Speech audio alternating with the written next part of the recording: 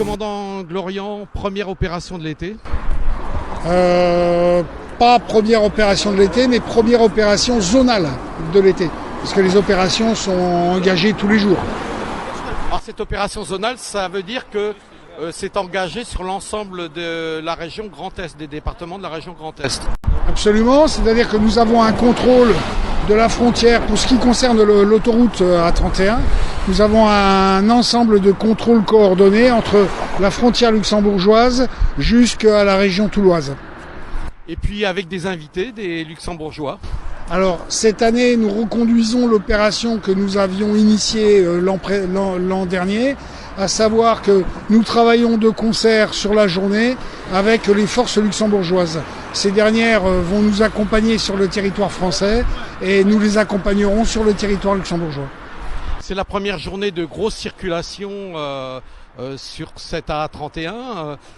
Beaucoup de contrôles et pas mal d'infractions également. Alors, on a une grosse fréquentation aujourd'hui, effectivement, sur l'axe A31. Les contrôles sont renforcés eu égard au fait de cette fréquentation.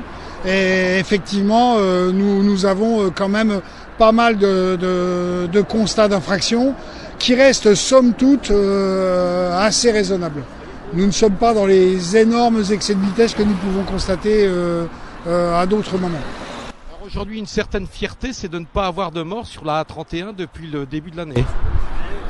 Oui, et les opérations que nous montons jusqu'à présent visent à ce qu'on arrive à maintenir cet objectif de 0 mort.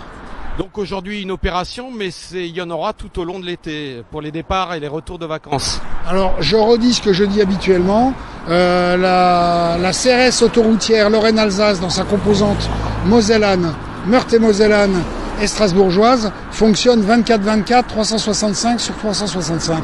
Des opérations de contrôle et des opérations de prévention sont organisées plusieurs fois par jour et plusieurs fois par nuit.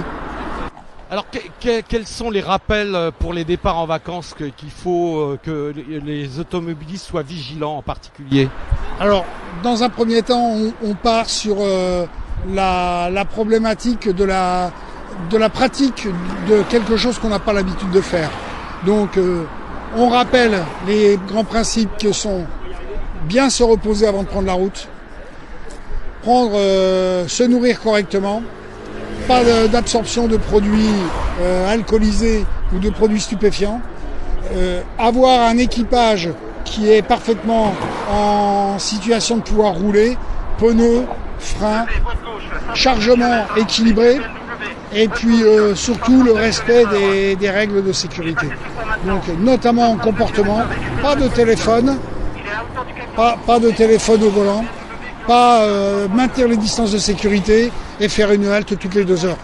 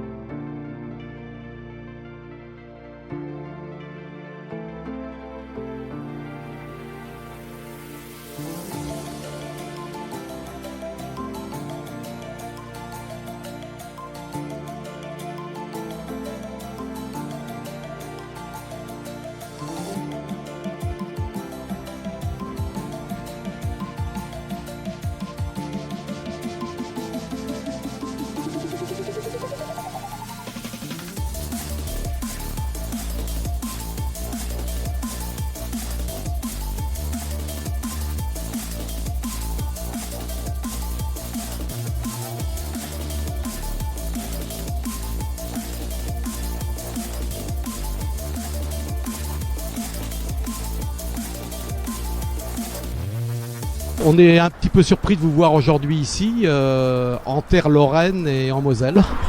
Oui, c'est en fait la deuxième fois qu'on fait un grand contrôle pour le départ en vacances qui s'inscrit dans le cadre de l'action transfrontalière civile-été pour faire des patrouilles communes avec les CRS français. En fait, on a nos patrouilles habituelles au Luxembourg, plus on a des patrouilles mixtes qu'on effectue ici. Donc c'est vrai qu'on a mis beaucoup de personnel ici pour participer à cette action transfrontalière. Est-ce que les problèmes de sécurité routière sont identiques au Luxembourg? Oui, tout à fait.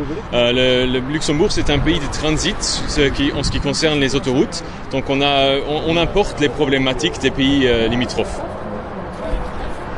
Comment ça se passe la sécurité routière au Luxembourg tout au long de l'année? Vous êtes en France, je sais qu'on compte beaucoup les morts, les blessés et tout. On essaye de lutter justement pour cette insécurité routière. Comment ça se passe au Luxembourg? Oui, au Luxembourg, c'est un peu pareil. Notre gouvernement s'est inscrit dans la politique de la sécurité routière. C'est vrai qu'on a des déficits dans certains domaines et dans lesquels il faut travailler.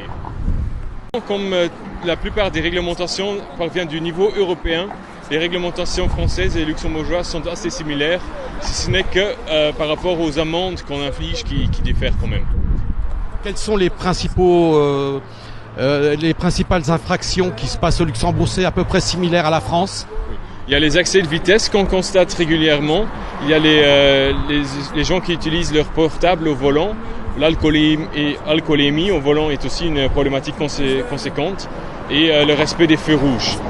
En ce qui concerne l'autoroute, c'est l'interdistance, les dépassements à droite et sur la bande d'arrêt d'urgence qui sont les problématiques qui sont surtout liées à la congestion de nos autoroutes. Comment sont verbalisés les gens? C'est des tarifs identiques à celles de la France? Non, là les tarifs diffèrent quand même de façon importante. Nous on a 3 catégories d'infractions qui sont soit sanctionnées par 49 €, 74 € ou 145 € avec la perte de 2 points sur le permis de conduire. Même des Français peuvent perdre des points au Luxembourg? Oui, absolument. En fait, tous les résidents, tous les conducteurs qui ne résident pas au Luxembourg ont un permis de conduire virtuel au Luxembourg avec 2 points.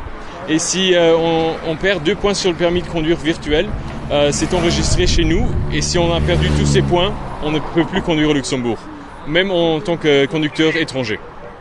Alors pour les motards, il y a des réglementations particulières. On entend souvent des motards lorrains qui râlent parce que vous êtes très très dur au niveau du Luxembourg.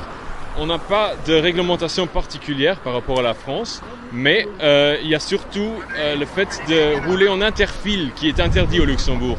Donc on ne peut pas passer par le milieu en tant que motard. Ça, c'est au Luxembourg, c'est un dépassement illégal qui incure une sanction de 74 €.